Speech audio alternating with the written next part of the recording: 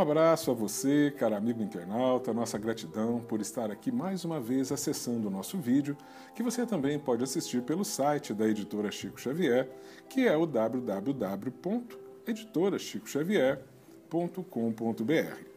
Hoje nós vamos tratar de um assunto que é o terceiro princípio fundamental da doutrina espírita, que é o espírito. Vamos falar sobre espírito. E para buscar maiores esclarecimentos, nós vamos na questão 23 de O Livro dos Espíritos, cuja pergunta é a seguinte: que é o espírito? E eles nos responderam assim: o princípio inteligente do universo. E Kardec faz uma segunda questão: qual a natureza íntima do espírito? E a resposta é a seguinte: não é fácil analisar o espírito com a vossa linguagem. Para vós, ele nada é, por não ser palpável. Para nós, entretanto, é alguma coisa. Ficai sabendo, coisa nenhuma é o nada, e o nada não existe. Na realidade, nós sabemos que o espírito é criação divina. Somos nós. Na realidade, cada um de nós somos um espírito que, neste momento, habitamos um determinado corpo. Nós nos manifestamos ao mundo através deste corpo que nos serve de instrumento, mas nós somos espíritos. Muitas vezes as pessoas falam: o meu espírito é isso. Nós não temos um espírito, nós somos o espírito. E se o espírito é imaterial, se ele não pode ser palpável, como a resposta nos esclarece, na realidade ele tem uma existência toda moral. O espírito é o ser que tem a capacidade de sentir, de se emocionar, de aprender, de crescer moralmente. É o espírito que guarda em si essa capacidade. Somos cada um de nós. É a consciência de cada um. Você que está me ouvindo, quando tem a consciência em si de que você existe, de que você constrói uma história, que você tem um passado, isso é o seu espírito. Isso é o patrimônio do seu espírito. Tudo aquilo que você aprendeu, que você viveu, com tudo aquilo que você emocionou, que te fez crescer. Isso é o espírito. E o espírito é aquele ser imortal. Foi criado algum dia, mas para a eternidade. O espírito, portanto, ele tem uma existência moral.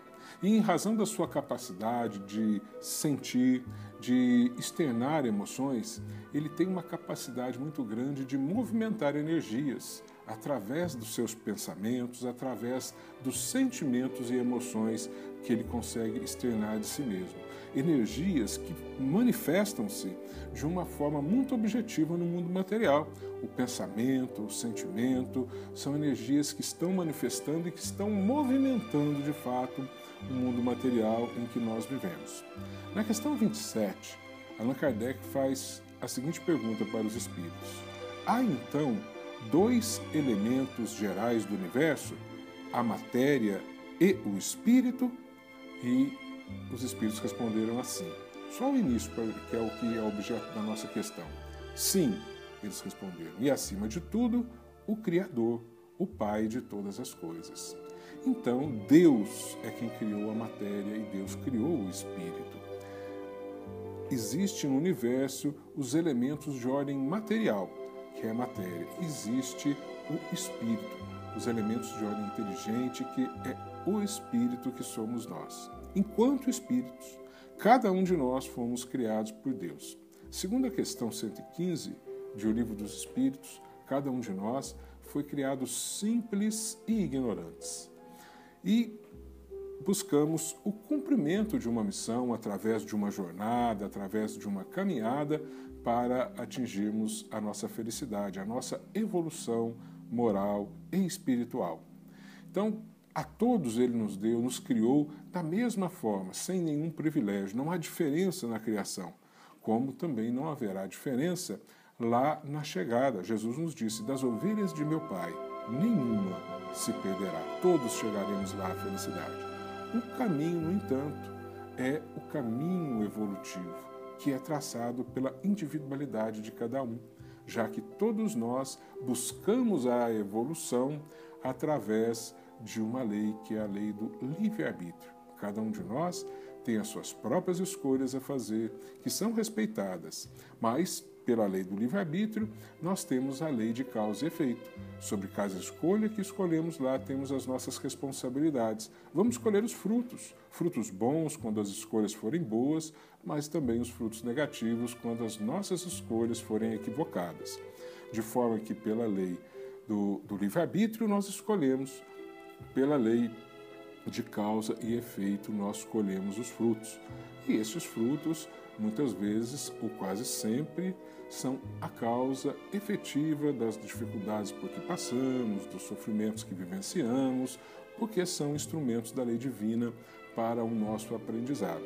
E qual que é o instrumento que é dado ao espírito para esta caminhada evolutiva? O principal instrumento é a reencarnação. Cada um de nós aqui estamos neste momento, nessa existência terrena, mas já estivemos reencarnados neste e em outros planetas por inúmeras vezes, em cada uma delas aprendendo um pouco, caminhando um pouco, outras às vezes ficando paralisados, mas sempre buscando a nossa evolução. Erramos muito, mas tentamos sempre acertar. O espírito, se nós formos buscar a caminhada evolutiva do espírito desde que foi criado, na realidade, o espírito ele passou por um grande aprendizado. E, inicialmente, se nós formos buscar a Evolução em Dois Mundos, de André Luiz, a gente vai ver que lá no início éramos apenas um princípio inteligente de ordem rudimentar, quando habitávamos ou nos manifestávamos através de seres unicelulares que estavam começando, talvez, a sua jornada evolutiva. Depois passamos a ser princípios inteligentes, e aí habitamos os reinos da natureza, reino mineral, reino vegetal, reino animal, até chegarmos na condição de hoje, onde temos o princípio inteligente, o espírito, podemos ser qualificados como espíritos. Então, princípio inteligente rudimentar, princípio inteligente lá nos reinos inferiores e espírito, que agora tem a inteligência. A principal diferença do espírito é a razão. Mas o objetivo do espírito é dar mais um passo na sua jornada evolutiva, que poderíamos chamar de anjos. Os anjos continuam sendo espíritos, com a mesma qualificação, com a mesma qualidade, mas pela sua evolução já adquirida, eles já não têm mais necessidade de reencarnarem na matéria para dar continuidade ao seu aprendizado, às suas conquistas evolutivas. Então, o aprendizado do espírito, ele é feito nessa caminhada. Esta caminhada começa lá no reino mineral, depois vai passar para o vegetal, depois para o reino animal, e depois que adquirimos a razão, vamos ao chamado reino hominal. Na condição de seres humanos, damos a nossa continuidade evolutiva. Inicialmente, nós vamos aprendendo lá no reino mineral a atração dos corpos, vamos aprendendo a atração. Depois, o automatismo no reino vegetal, às vezes o reflexo. Lá no reino animal, vamos trabalhar um instinto, né? E nessa fase, na questão 73 do Livro dos Espíritos, a gente vê que nessa fase do instinto também há uma certa inteligência, né, de acordo com a capacidade momentânea da evolução daquele ser, mas há uma certa inteligência instintiva. Então é esse o crescimento obtido por todos nós, é uma caminhada evolutiva. Por isso que cada um de nós que aqui estamos hoje, cada um na sua condição, todos nós somos o resultado do trabalho que realizamos. Ninguém recebeu privilégios, ninguém foi criado de forma especial por Deus, com capacidades especiais, todos fomos criados da mesma forma, todos passamos por uma mesma caminhada, adquirindo experiências, aprendizados, para chegar até aqui. E através do trabalho, através das nossas realizações, da história que construímos, cada um de nós hoje está na condição conquistada por si mesmo. Por isso as diferenças que há entre nós. Alguns vivem experiências em determinada ordem, aparentemente com maior sofrimento, maior dor. Outros aparentemente vivem uma experiência mais amena. Mas o certo é que cada um está nesse momento de sua existência espiritual vivenciando as condições necessárias neste momento para a sua evolução, considerando tudo aquilo que ele realizou no passado, os débitos adquiridos, os aprendizados que já pôde realizar, enfim, toda a sua história. Então, todos nós somos exatamente o fruto daquilo que nós realizamos. Tornamos-nos espíritos, então, quando saímos do reino animal para o reino hominal, quando adquirimos a razão, que ela é aferida através do pensamento contínuo.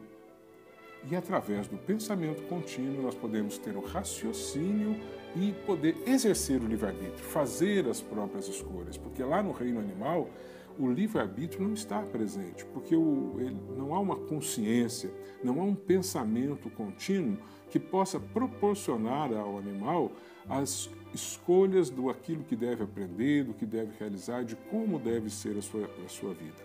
Apenas a partir do momento em que adquirimos a razão através do pensamento contínuo é que nós vamos buscar, através do livre-arbítrio, as melhores escolhas para o nosso crescimento, para a nossa evolução.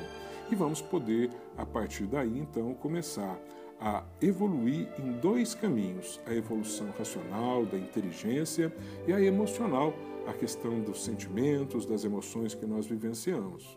Então é importante que nós possamos ter, neste momento, o exercício pleno da razão, fazer as escolhas de acordo com o nosso conhecimento, com a consciência, parar diante de cada escolha, tendo a certeza de que em cada momento da vida, nos pequenos momentos do dia a dia, nós temos escolhas a serem realizadas e as consequências dessas escolhas serão por nós recebidas, boas ou más. Quando a gente fala em livre-arbítrio, em escolhas, a gente imagina logo as grandes escolhas da vida: que profissão eu vou ter, que faculdade eu vou fazer, vou ou não adquirir isso ou aquilo, mas são as pequenas escolhas que estão muitas vezes formando a nossa personalidade e a nossa contabilidade para com a lei divina. É importante que a gente saiba escolher, desde que se levantou de manhã, se vamos levantar com um sorriso, dar um bom dia, um abraço naquele familiar, ou se vamos levantar de mau humor. Diante de cada pequena situação que a vida nos traz, se vamos fazer a escolha do equilíbrio emocional ou se vamos buscar xingar os outros, usar palavras de baixo calão, levando a vida apenas empurrando. Se vamos efetivamente estar nos preocupados em assumir a direção da nossa vida, da nossa existência, ou se nós vamos simplesmente parar e colocar a culpa dos equívocos da nossa vida, das nossas dificuldades, nos outros, no governo, no Estado, no país, na sociedade e às vezes até em Deus. Estas são as escolhas que vão fazer diferença na nossa vida. Tomarmos a rédea, a direção de nossas vidas, temos como objetivo o crescer e buscarmos as ferramentas que a divindade e que a vida nos proporciona cada dia para o nosso aprendizado e crescimento. Se ao chegarmos ao reino nominal, nós conseguimos ter o pensamento contínuo para poder adquirir a razão e desenvolver sentimentos, os nossos irmãos mais evoluídos, que poderíamos chamar de anjos, são aqueles que já têm a caridade contínua, que já durante as 24 horas do seu dia pode estar pensando no bem do outro, pelo outro, em cada uma das suas ações, em cada uma de suas escolhas. E esse é o grande objetivo de cada um de nós. Que Jesus nos abençoe e ilumine os nossos corações. Muita paz.